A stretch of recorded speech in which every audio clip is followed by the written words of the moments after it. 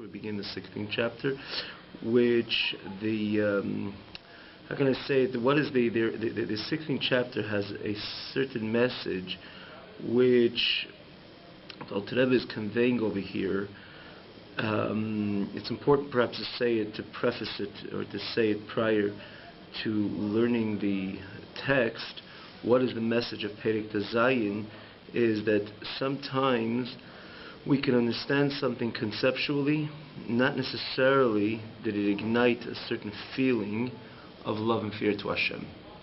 Does that mean that when one does not have the emotional dimension of Ava v'yira, love and fear, in his Avodas Hashem, means that he cannot go ahead and implement all of this which is the mandate of Torah mitzvahs? In other words, and because the ideal Beinoni is somebody who is driven in a different direction, because the Yetzer Hara is completely intact, 100% intact, meaning that the Yetzer Hara has his whole set of rules which he wants to ignite, or he does ignite, and he wants to lead the person to go away, to veer off the path of Torah mitzvahs.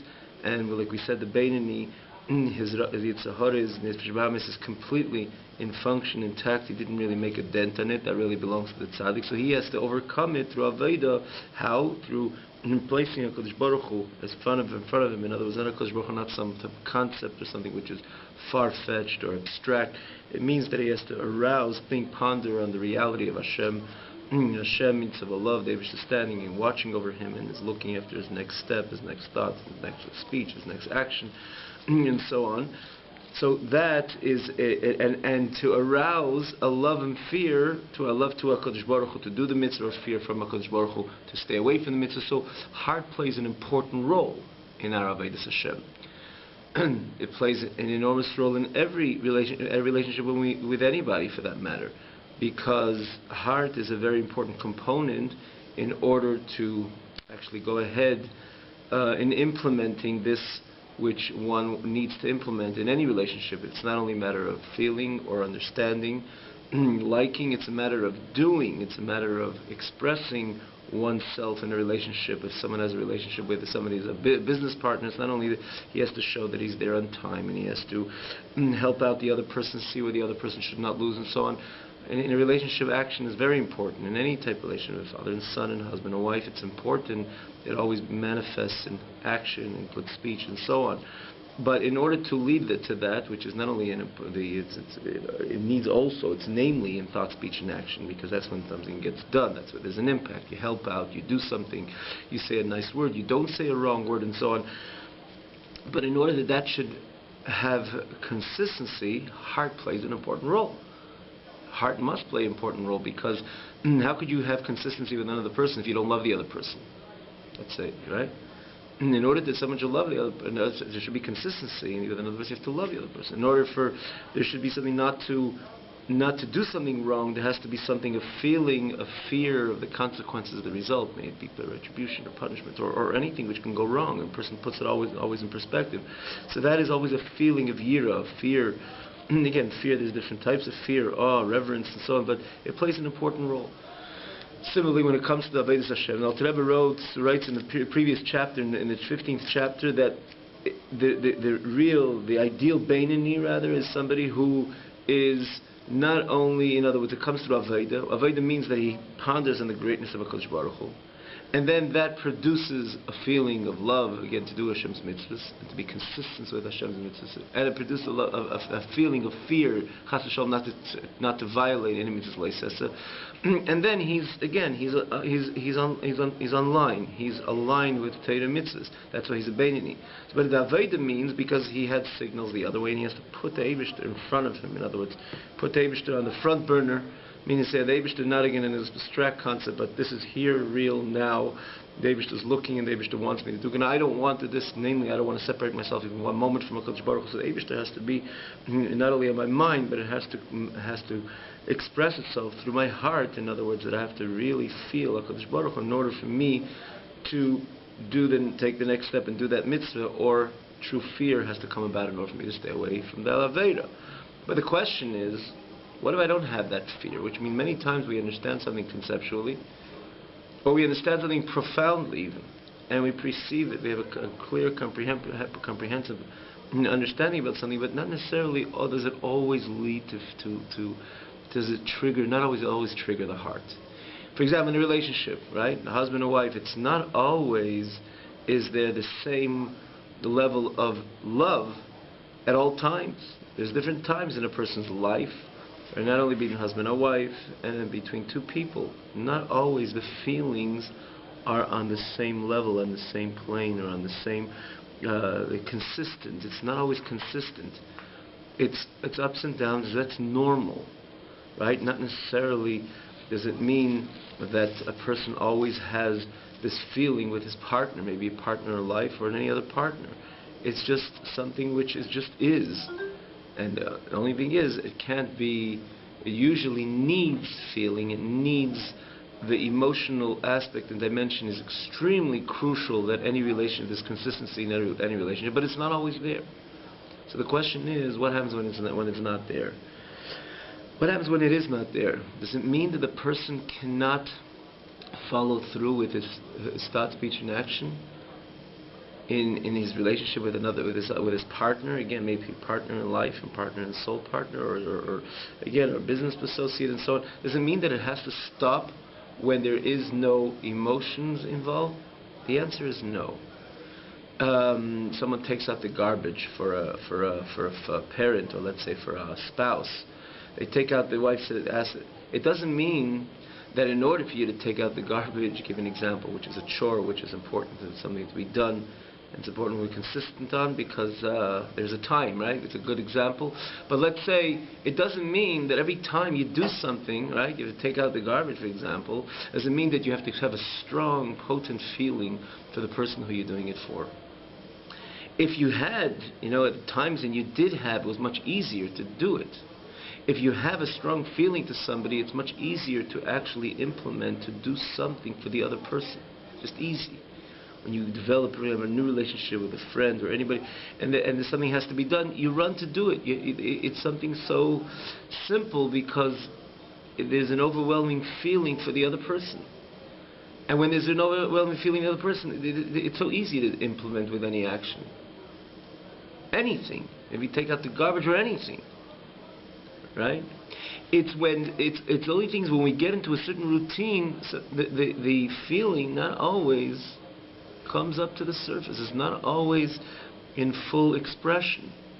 But yet someone knows that if you want to maintain a constant or a relationship, a continuous and consistent relationship with somebody, you have to realize that not always, even in times that there's no feeling, you still just do what you have to do. Because that's what maintains the healthy relationship. You don't wait always to get excited about the other person, therefore I'm going to do what I have to do. And in any healthy relationship, again, maybe a soulmate or a business partner, it's not always we have to feel very strongly about the other person in order to be consistent with our action, again, which is the most important, with even our speech, in this case with a thought, because we're dealing with Shulchan Aruch, which mandates a pure, clean thought, not only in mitzvahs leisus and mitzvahs asay and so on, but we're talking about the relationship with two people. It's not always that one has to have the emotions have to be booming and have to be completely in a state of expression in order to implement the good deed which you want to do for the other person. If you're a healthy-minded person, you know that a relationship must be consistent even at the time you don't have a good feeling. Even the time that you don't have a particular feeling for the other person. You know this is the person that I have to deal with for the rest of my life, or for the rest of, let's say, the business partner, for this important enterprise, or for this important, business deal, or for this important period of time. You know you're going to be there, even though each one is going to be for the other, even though not necessarily you'll have the constant feeling for the other person. And each one to the other. It's not only one to one. It's not exclusive one to one. Both partners. They know that it's not dependent. It's nice when there's a good feeling, because a good feeling makes everything else easier. But it's not necessary that there's always a feeling. Because many times in life, it's very normal in any relationship that the feelings will fluctuate, not always. They will actually be there in the same way. The same thing the Rebbe says when it comes to HaKadosh Baruch Hu, no question that a feeling to Hashem. A feeling to Hashem, there's no doubt that a feeling to Hashem contributes a lot than a person. A person has a love to HaKadosh Baruch Hu. To do a mitzvah is something easy. A person has fear from HaKadosh Baruch Hu, and the fear is captures his heart. It's much easier to stay away from an Aveira. But what if a person thinks about the greatness of HaKadosh Baruch Hu, and it's on his mind, but it did not produce, for whatever reason, that I've alluded to this in the Ha'ara, but for whatever reason it didn't produce a love and fear to HaKadosh Baruch Hu. It didn't produce a love and fear to HaKadosh Baruch Hu. Does that mean that I don't have the ability to go on 100% with Shulchan Aruch? Not at all. Because in a healthy relationship, one uses his mind, even though, again, using the mind is usually not adequate to do things with motivation and vigor and excitement, or lots of motivation, lots of vigor, lots of excitement. But in a healthy relationship, even though you don't have the feeling, nonetheless, it's something which a healthy-minded person understands that in order to maintain consistency, even if I don't have the feeling, I'm going to do it anyways. And the same thing with HaKadosh Baruch Hu. That even you thought about the greatness of HaKadosh Baruch Hu, for some reason it did not produce a tangible love or a tangible fear. Nonetheless, someone with a little brains understand, I will still do the mitzvah. I will still learn the Torah that I have to learn. I'll still come on time to that shir, I'll come on time to that minyan, even though I'm not as motivated as I was the day before, or I'm not motivated in the way I'll be motivated tomorrow. Nonetheless, I will still do all those things which Torah and Shulchan Aruch demand, because in my mind, even on an intellectual level, which is, again, draws less excitement, intellect is not something which understanding something thoroughly doesn't yet bring excitement to do this which you understand. You have to have a feeling in order to find the excitement and the ecstasy in what you're doing. But even though you don't have the actual excitement because you don't have the hard experience, nonetheless, a healthy mind understands that it's still worth it, not worthy, I could still do this which I have to do in my relationship to HaKadosh Baruch Hu, which is, again, Torah, mitzvah say, and mitzvah leisus, and nothing less than 100% perfect. Got it? You understand? So this is what Al Tirevah. This is a more important rule in Avodas Hashem to Beinani. Ha'ikir, the main thing is limshel v'lishlit ala teva, to govern and to control or to dominate over the nature, standing control, dominate over the nature, the nature which exists in the left side of the heart, which is, again, where this nefesh habahamis is situated. Through the Eid Hashem Ameda nefesh l'kisa, the godly light, which shines and illuminates to the godly soul shebameiche, within his mind, lishlit lateva, to stand in dominion, in other words, to dominate, to rule over the heart, which we've mentioned that the nefesh l'kisa is primarily situated in the brain. It's essentially intellectual. Everything it does is based on rationale. It's not just a temptation, a certain lust, a certain taiva, but everything the nefesh l'kisa does, steps the nefesh l'kisa does, is mainly based on mayach, brain, in other words, intellect. It takes its intellectual, it's based on something which makes sense, and that's why the nefesh l'kisa, we said, the nefesh l'kisa is primarily situated in the mind, so it's the dominion of the mind over heart, lishlet lateva, to dominate over the heart. How does one do that? In other words, the heart, where the nefesh bahamis is situated, that it should not allow itself to express itself in, again, send its signals to trespass the thought and speech and action. In other words, the signals to chas v'sholom not into action, not even to speech, and not even to thought. When he ponders with his mind in the greatness of HaKadosh Baruch Hu, Ein Sof Baruch Hu, the infinite God, blessed be He, to produce from his understanding a spirit of knowledge and fear of Hashem, at least starting from his mind, his brain, to stay away from anything which is evil, maybe deraisa, or even a derabanan, even a light prohibition, which is shel divrei, which means a rabbinic prohibition, chas v'shalom. God forbid, in other words, he should stay away, not to violate not only a deraisa, not only a darbanim, isur kal, even the most slight and light prohibition of divrei chas v'shalom derabanan.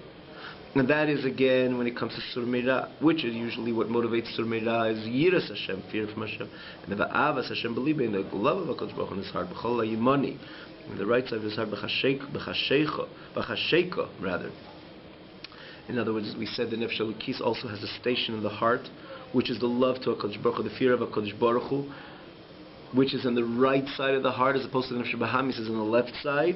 The right side of the heart expresses them in the love to HaKadosh Baruch Hu, B'chasheka, B'chafteitza, with a drive, with a yearn, with a desire, L'dov Kabay, to cleave to HaKadosh Baruch Hu, B'kima mitzvahs, in the fulfillment of the mitzvahs, which means this is mitzvahs asay. Before we spoke about the leisesa, the negative mitzvahs, which is triggered usually by fear of HaKadosh Baruch Hu, B'kima mitzvahs. In this case, we're fulfilling the mitzvahs deiraisa. I'm sorry, the kima mitzvahs in this case is the mitzvahs asay deiraisa, the Torah mitzvahs, the mitzvahs asay which are based, which are mandated by Torah and the Rabbanon, and mitzvahs asay which are the Rabbanon. The Talmud Torah, shekineged kulam. The greatest mitzvah asay is the mitzvah asay, the Talmud Torah, learning on a constant basis. So this is a klal godel, a great rule when it comes to the Avodas Hashem, to the Beinoni. The main thing is to govern over the nature, which again, the nature is associated with the inclinations and the signals which are sent by the Nefesh Bahamis, which is situated on the left side of the heart. Through the godly light which assists and shines to the Nefesh Elokis, where the Nefesh Elokis expresses itself to its maximum by pondering in the greatness of HaKadosh Baruch Hu, to produce a fear of HaKadosh Baruch Hu, to produce a feeling of fear of HaKadosh Baruch Hu. Even he says, it starts from a structured fear, which is, again, an even intellectual level, and then a hard expression of fear, in order to stay away from anything which is ra, which is evil, which is 365 mitzvahs leisesa, maybe deraisa, even a drabanon, even Mr. Kal Shalivreim, even a slight isur of the Rabbanon Chas v'Shalom. And then Avas Hashem, conversely, when it's dealing with mitzvah say, it ignites Avas Hashem, a love to HaKadosh Baruch Hu, to fulfill every mitzvah, and again, not only deraisa, but the Rabbanon, and namely Talmud Torah Keneged Kol. Here the Alter Rebbe enters in what we began, that introduction which we gave. Yes, Al Kain more so tzarich lei, the klal gadol b'vidul beinanim. He also has to know, as a great rule in the service of a beinanim, shigami min yitzich leviyiruch binosam aseges, that even his intellect and the spirit of his understanding does not it doesn't not perceive this godly reality to the extent that it should produce to produce Avos Hashem bizgalosly by the love of HaKadosh Baruch Hu in a revealed, manifest in a state in his heart. In other words, it doesn't produce an overt love. It doesn't produce a booming love in his heart. That his heart would be engulfed in a fiery flame of love to HaKadosh Baruch Hu, and a desire, with a yearning and a desire, and be motivated, and a motivation which is felt in the heart to cleave to HaKadosh Baruch Hu. And Raka'av Mesuteres means he's not successful to extract a fiery love to Hashem. The love is just hidden in his mind, the talumis libe, in the depth of his heart. In other words, the heart, there's an understanding. In other words, the concept that God and godliness resonates in his heart. The greatness of HaKadosh Baruch Hu, in this case, the Kula Kamei Kolach Shemamish, that everything is insignificant in front of HaKadosh Baruch Hu, meaning that HaKadosh Baruch Hu is here and now, and there's nothing which is blocking in the or the greatness itself. A demonstration of the greatness of HaKadosh Baruch Hu is, as we learned in Perek Gimel, Kula Kamei Kolach Shiv, everything in front of HaKadosh Baruch Hu is completely insignificant. Again, this is a demonstration of the greatness of HaKadosh Baruch Hu, so he understands it, but not on a heart level, but more on a mind level. So he understands the shekein yoasalei, which means it's fitted to continue to serve HaKadosh Baruch Hu. In other words, tichlei love nefesh kol chai, that every soul of every living should completely be consumed into HaKadosh Baruch Hu. In other words, tichlei it should be want to be consumed into and be part of HaKadosh Baruch Hu. Lidavik, to cleave l'chol ba'erei, to be included and consume the light of HaKadosh Baruch Hu. But again, here is the matter of yoasalei. Yoasalei means that it makes sense. Not that I feel so, but intellectually I have 100% conviction that this is the way it ought to be. And not only his neshama, he says, "V'gam nafshi v'ruche shebekibe," his nefesh and his spirit, which is within him. And he says, in other words, not only his lev mevin, or the ruach chachma bina shebemeiche, but everything about it, his entire spirit within him. And yoas alahen, it completely, it's understand that it's fitting for them, least kolese love, that it should be want to be consumed, or want to be part of, or want to go out to HaKadosh Baruch Hu, want to have the klois, that enormous yearning to HaKadosh Baruch Hu, the enormous outpour, the enormous, klois 11 means the enormous drive to HaKadosh Baruch Hu, the enormous strive to HaKadosh Baruch Hu, v'chasheke v'chafetz lotus min ha'teiken, with a great yearning to leave the confines of the body, the purse, this which holds the body, the neshama in the guf. In other words, he wants to leave this confine. He wants to leave the nartek, this purse, which is holding the neshama. Which, what is this nartek? This is the guf, the body. L'davka bay to cleave to HaKadosh Baruch Hu. And he understands the whole reason. In essence, the neshama has a natural interest in being consumed or cleaving to the Ein Sof Baruch Hu, to the infinite of Hashem, blessed be He. And he just continues to make this calculation in his mind, but forcefully, based on the mandate of Hashem, that Hashem takes the neshama and pushes it into the body and says, you're here for this and this amount of time, so it's bal korchoch, it's not where the neshama wants to be. It's just forced kaviyachol to be b'seich haguf, within the body. Utzururis bay, and there it's tied kalmanis chayes, which means like live widows. This means literally almanis chayes. It means like this: that almana, usually, what's been almana chaya? Almana is that almana, unfortunately, is a very sad scenario when a woman loses Rahman al her husband. That's an almana. It's very sad. But that's when she knows that she lost her husband, so she can remarry. As much as the experience is a very unfortunate experience, but then she could be relieved that she could remarry. What if a woman does not know if her husband passed away? Excuse me. What if she doesn't know? So, which is the classically known as the aguna. So what happens is the almana is she's an almana, and she can remain almana if she never finds out if her husband passed away or not. So she remains almana throughout her entire life. So it's almana is chayes, which means that she remains almana, which is on a constant basis, because she cannot go either way. In other words, she's in a state of almana and she cannot remarry. So the state of the neshama in the body is kalmanis chayes. It cannot go back to where it came from. And the other hand, it's tied into this confines of the body, meaning the body with the body's inclinations, limitations, drives, and so on. And the neshama is nebach in this, tied into this reality. So usually in almana, when she comes to a certain state of this unfortunate reality, but she can go on. In this case, the neshama cannot go on because the Hashem, the Eibishter, sent it in a shlichus for a certain amount of time. And we can never leave this body or this shlichus till when the Eibishter says it's time to go, it's time to relieve oneself from the confines of the body, from the limitations of the body, from the hagbalas of the body. So, because the Eibishter decides, so the neshama is versteckt. In other words, it's kind of stuck into this body for these amount of years. So the neshama says, from the perspective of the neshama, it really wants to cleave to HaKadosh Baruch Hu.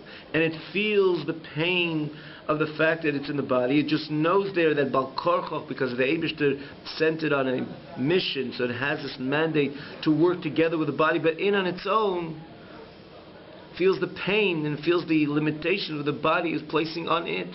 The neshama on its own is it's a free soul. It's a soul which is on its own is just one interest, to be consumed into the infinite light of HaKadosh Baruch Hu. That's all of what it wants, like a candle. Even though later the Rebbe will even show us, based on the pasuk, Neid Hashem Nishmas Adam, as the neshama is similar to a candle, just like a candle if the candle, the reason why it different than anything else in this world, which gravitates downwards, the candle is jumping upwards because it really wants to leave the wick, and the only thing it wants to do, it wants to consume to the shadish of the Eish, like the Rambam says, it's under the Levana, and it's not even, for that matter, it's not a mitzvah, it's a fire, but you ask the candle, but if you're going to go, can be consumed to your source, you will lose your whole entity, you will lose your whole identity. And the candle says, I don't care. And how do you know it says I don't care? Because that's why it's jumping upwards, and it wants to leave the wick in order to be consumed into its shadish, into its source, even though it knows there it's going to be ayin v'efes, it's going to be completely in nothing, it's going to turn to nothing, and yet it still wants to go and be consumed in its shadish, says the Rambam, the lashon of the Rambam. That's why the shadish, everything wants to ultimately connect to its source. But by the fire, you see, because the source of water is actually water. The source of afar is actual afar. The source of Eish is not even Eish. In other words, this fire would ultimately, if it's consumed in its source, it loses its whole identity as a piece of flame of fire. But you ask it and it says, I don't care. I really just want to be consumed in my shadish or in my root and in my source. Similar, Neid Hashem Nishmas Adam. This is the innate nature of the neshama. It wants to be consumed into the infinite of HaKadosh Baruch Hu, even though it knows it will lose completely its identity. It frankly does not care that it loses its identity. It just wants to be one of the HaKadosh Baruch Hu. So you take a neshama like this, which has not only doesn't have an interest in being part of it, it doesn't have an interest in being, period. It just wants to be part of its shadish. It wants to be part of the Eibishter. And take something like that and force it to not only be distant from the Eibishter, at least overtly, but more so it should just be. It's a tsar from the neshama, just be. Because it wants to be consumed to the infinite of HaKadosh Baruch Hu. And be where? In a goof, in a body, which the body has a whole set of own rules, a whole set of its own drives, a whole set of its own inclinations. And it says, stay there. So the healthy-minded person, in this case the healthy-minded Beinoni, understands that this is a tsar, bal korchoch, it's just forcefully, for whatever reason Hashem had, it lives within the body, but it's tzuris by, it's tied, it feels that it's tied and it's wrapped, kalmanis chayis, like live almanis means to say that it cannot take its step back to where it initially came from, similar to Rachmana litzlan, to the widow, which cannot move and cannot budge. And that's the way the healthy Beinoni thinks, and the Alter Rebbe is saying over here, not in a way that he feels that way. He feels the yearning, he feels the love. The love is in like a flamey fire, like the Alter Rebbe's lashon, ke'esh beir, or beir kirish beish. No, he doesn't have that beir kirish beish. He doesn't have that flamey fire at all. It's just intellectually he understands that this is the way. This is this is where he plays this whole scenario which we just played out over here. This whole scenario which we just described over here. Even a Beinoni, which his heart was not ignited, also on an intellectual and a rational intellectual level, understands that it's about the Eibishter, and it's about dveikis HaKadosh Baruch Hu, dveikis with HaKadosh Baruch Hu, the cleaving to HaKadosh Baruch Hu, and even be consumed into the reality of HaKadosh Baruch Hu. And he knows v'les machshavet tisabei klal, and there is no thought which could ever be typhus. Nothing could ever understand and perceive HaKadosh Baruch Hu. So he understands that the only way to really be connected to HaKadosh Baruch Hu, which this is the way where he wants to go, and the way he expresses that is not just climbing this mountaintop and trying to kind of consume into some infinite power which may take him away, because he understands the most important thing is dveikis HaKadosh Baruch Hu. He knows that's not the way you cleave to HaKadosh Baruch Hu. It's not the way you take to HaKadosh Baruch Hu. It's less machshavet tisabei klal. And he knows, the Beinoni in his right mind knows, the only way to touch HaKadosh Baruch Hu, to touch the divine, or to touch the infinite, to be consumed into the infinite, be part of the infinite of HaKadosh Baruch Hu, is kashetfisim l'esel b'shel b'terim. It knows it means a plat gemara. And it knows it means shaking a little of a nesig. And it knows it means putting on a pair of tefillin. And it knows it means putting up a mezuzah.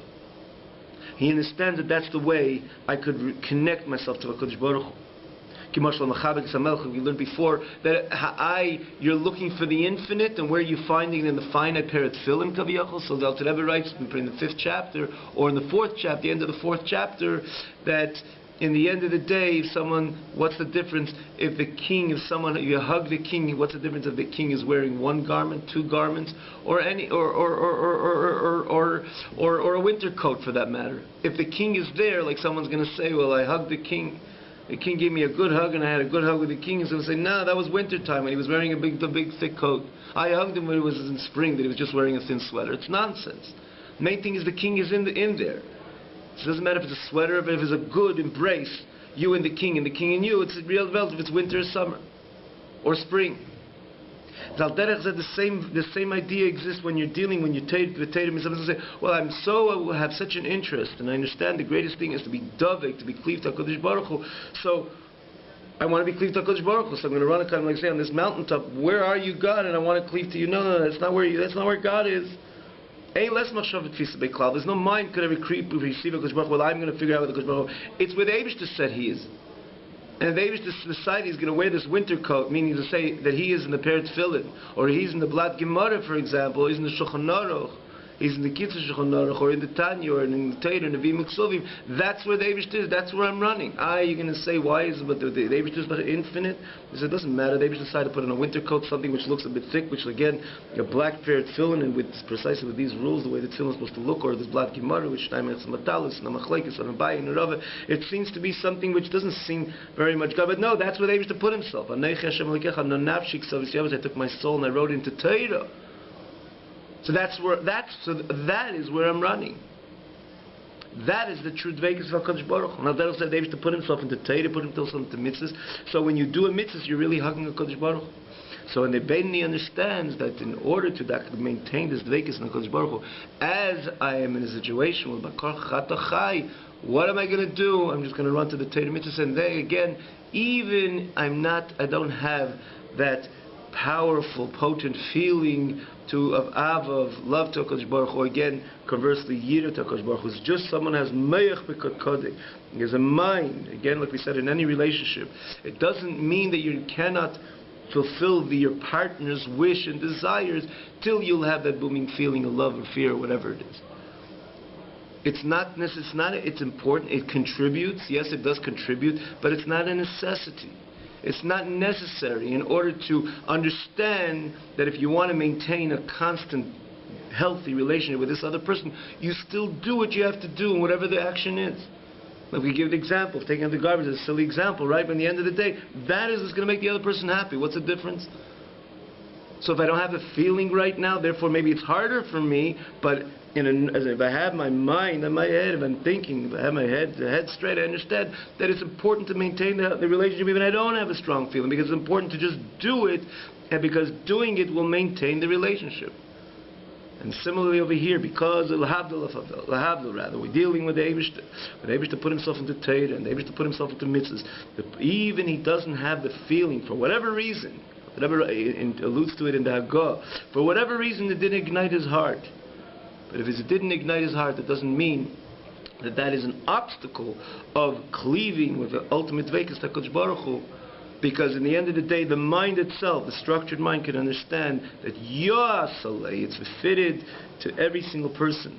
And the fitted again in his life, in his beinonus of the Beinoni, that it knows that in the end of the day, that what is the healthiest thing for the neshama is to be one with HaKadosh Baruch Hu on a constant basis, on a constant dveikus to HaKadosh Baruch Hu. And it understands, even intellectually, even